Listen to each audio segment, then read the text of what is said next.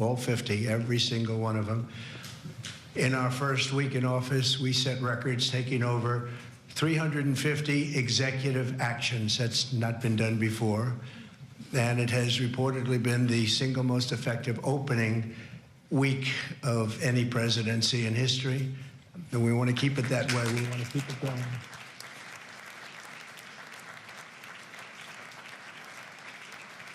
We want to keep it going. We've broken from decades of failed Washington policies and restored common sense and sanity to our government. We've unleashed American energy, and we've already achieved record low illegal immigration. As you see, there's nobody trying to get in. And that's what we've been waiting for a long time, and gotten woke ideologies out of our government and out of our military. The water has now begun flowing in California as we continue to increase the flow in coming days, and we will therefore be downscaling our government, which is something that the last 10 presidents have tried very hard to do but failed. Most of the people we're talking about have not been going to their federal offices in many, many years, from even before COVID. But they have nevertheless been paid. Some have worked, some haven't worked, and most of the studies say that some have just gone through the motions.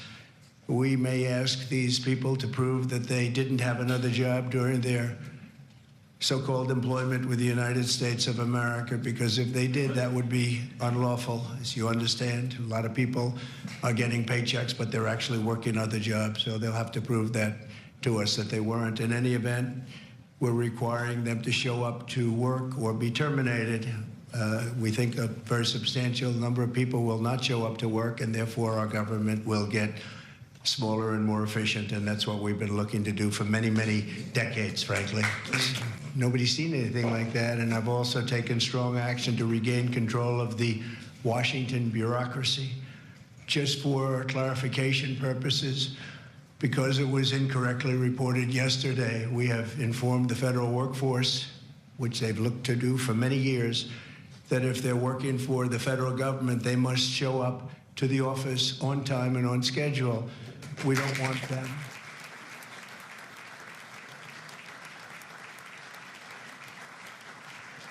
We don't want them to work from home because, as everyone knows, most of the time they're not working, they're not very productive, and it's unfair to the millions of people in the United States who are in fact working hard from job sites and not from their home.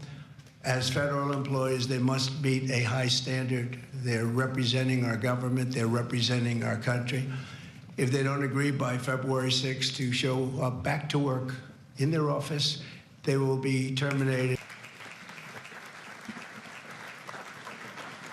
Thank you. In addition, there was a short-term pause or funding freeze on certain discretionary spending payments, such as government grants, only for us to quickly look at the scams, dishonesty, waste, and abuse that's taken place in our government for too long.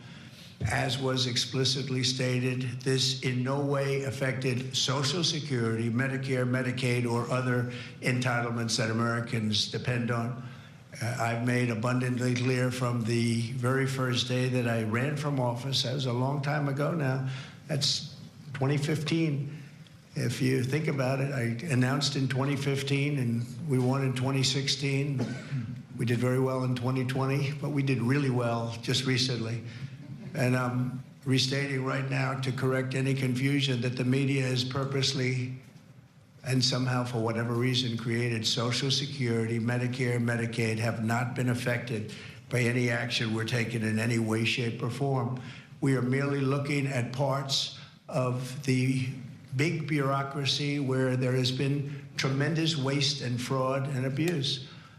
In that process, we identified and stopped $50 million being sent to Gaza to buy condoms for Hamas. Others who have also suffered this horrible scourge that goes on with young people being killed, and other people too, but young people, largely young people being killed.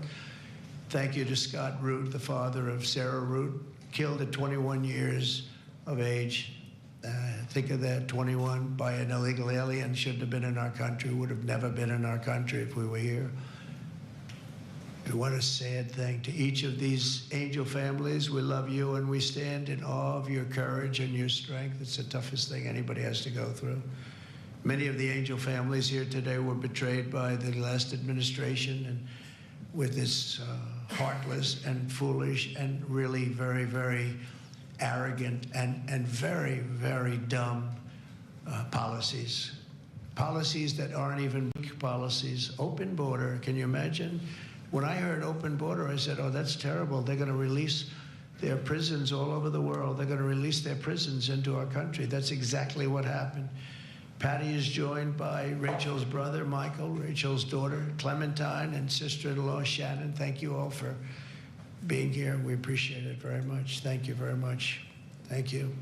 With us as well is the loving family of Kayla Hamilton, a 20-year-old girl murdered in July 2022 by the MS-13 illegal alien gang